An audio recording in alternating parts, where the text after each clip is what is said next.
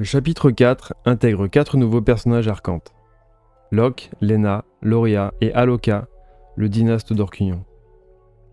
Locke est un mage de l'air vieillissant qui ne peut dissimuler les traces du temps sur son visage. Il reste néanmoins doté d'une force physique qui en ferait pâlir plus d'un. Il est reconnaissable grâce à ses cheveux courts grisonnants et à sa robe d'érudit. Locke, Lena et Loria viennent à la rencontre d'Hannibal et l'isolent pour faire le point sur la situation de la muraille d'os. Les trois mages s'affairent avec leur magie pour faire apparaître leur rempart en différé, afin qu'Hannibal puisse compléter sa perception par l'image. Il repère un signe qui ne trompe pas. En plus de ressentir ses vibrations, la muraille bouge comme pour se préparer au danger qui s'en vient. Un flashback nous apprend que durant son enfance, Hannibal avait peur des impressionnants craquements que la muraille pouvait générer lors de ses mises en mouvement. Quand il sut de quoi il s'agissait, il devint admiratif devant la démonstration de puissance. C'est ainsi que l'Archonte de la Terre s'est naturellement imposé à lui. L'attaque commence. Un aéronef déchire le ciel et tue brutalement un aigle géant qui survolait le rempart. Le doute n'est plus permis. Archante est attaqué. Hannibal parvient in extremis à contenir ses émotions, évitant ainsi tout débordement en public. Mais pour combien de temps? Les mages présents sur place animent 2 golems de pierre avec leur sort pour constituer une défense de taille. L'un d'eux se saisit d'un rocher, le brise entre ses mains et projette les débris sur les assaillants. Le jet de pierre heurte le premier avion, termine sa course par un crash au sol. L'autre aéronef tire un missile qui frappe la poitrine du golem. Le trou engendré se referme immédiatement et le souffle de la détonation est évacué par sa bouche en direction de l'envoyeur. Finalement, l'explosion aura raison du premier géant de pierre. Les turbulences ainsi générées pousseront les pilotes à s'éjecter de l'appareil. Le hasard voudra que les robots pilotes atterrissent sur l'épaule et sur la tête du second golem. Ni une ni deux, ils s'attaquent à l'épaule, l'amputant de son bras qui s'échoue sur le sol. Le géant parvient à les chasser ou à les écraser avec l'autre main, mais malheureusement le robot se situant sur sa tête se met à faire feu sur son crâne qui se disloque de toutes parts. Les robots pavoisent un peu trop vite. La muraille parvient à les attraper avec ses ronces et scelle leur sort en les broyant contre les os qui la composent. Seul le plus haut gradé saisira l'opportunité de s'exfiltrer lâchement de la zone de combat. Heureusement pour tout le monde, l'attaque est un échec. Sous le coup de l'émotion, Hannibal décide de remonter l'incident jusqu'aux oreilles de Solis. Lena et Loria le mettent en garde.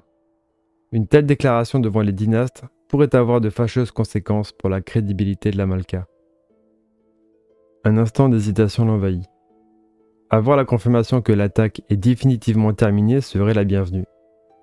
Ça lui permettrait d'attendre plus sereinement la fin de la compétition avant d'en informer la reine. Hélas, les trois mages peinent à reprendre leur souffle et le rift qui dégrade la puissance de leurs facultés. Il leur est impossible de fournir l'information demandée dans de telles conditions. En dépit des conseils des autres mages, et rempli d'incertitudes, il continue dans sa lancée et rejoint Solis sur son trône sculpté. De retour auprès d'elle, Hannibal essaie de forcer le créneau qui lui permettrait de livrer ses informations sans que les dynastes autour d'elle ne puissent soupçonner quoi que ce soit. Solis ne lui facilite pas la tâche et s'occupe de choses futiles plutôt que de l'écouter. De surcroît, elle insiste pour qu'Hannibal s'exprime intelligiblement tout en épluchant tranquillement son fruit avec un sang-froid déconcertant. La légèreté de Solis le conforte dans la pensée qu'elle n'a pas les épaules d'une reine. Hannibal finit par craquer et lance l'information tel un poignard, provoquant la panique de tous les dynastes. Étrangement, Solis reste de marbre. Seule l'incision un poil plus prononcée du fruit qu'elle épluche paye la surprise qu'elle éprouve. À la surprise générale, la Malka réagit avec calme et fermeté. L'attaque semble terminée et ne nécessite pas d'intervention immédiate. Ne prenons pas le risque de faire une erreur d'interprétation. C'est à ce moment précis qu'intervient Aloka. Ce vieil homme pâle aux cheveux blancs, plaqué en arrière, démontre un certain charisme et une présence inquiétante. Il questionne Solis qui ne semble pas vouloir agir. Connaissant la vulnérabilité de son territoire, il craint que celui-ci soit menacé. L'aplomb et la pertinence des propos de Solis finira de mettre tout le monde d'accord. Agir maintenant serait une erreur stratégique monumentale. Bien sûr qu'elle est furieuse, et que les coupables devront répondre de leurs actes. Elle a la certitude que si elle prend une décision hâtive, les conséquences pourraient être autrement plus difficiles à gérer. Cela pourrait être un piège, ou un événement isolé, indépendant de la volonté du peuple meurtri. Solis est catégorique, les arcantes avanceront leurs pions avec tact et précision. En attendant, la Malka insiste pour que chacun reprenne ses activités, comme si de rien n'était. Elle en profite pour demander à Hannibal de lui apporter une preuve. N'étant pas cru sur parole, il s'offusque et laisse gronder sa colère, poussant Solis à le remettre à sa place. Sa fureur se décuple jusqu'au moment où Solis pose sa main sur son torse, annihilant la plus bouillonnante des rages. Revenu au calme, il comprend qu'elle vient de faire la plus belle démonstration de maturité qu'elle pouvait faire pour asseoir son autorité. L'assistance est sans voix. Hannibal accorde son violon à celui de la Malka et constate que son admiration pour elle s'étoffe.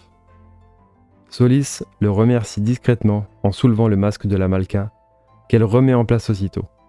Elle a une stratégie qui ne repose plus exclusivement sur lui, mais sur l'entièreté de son peuple.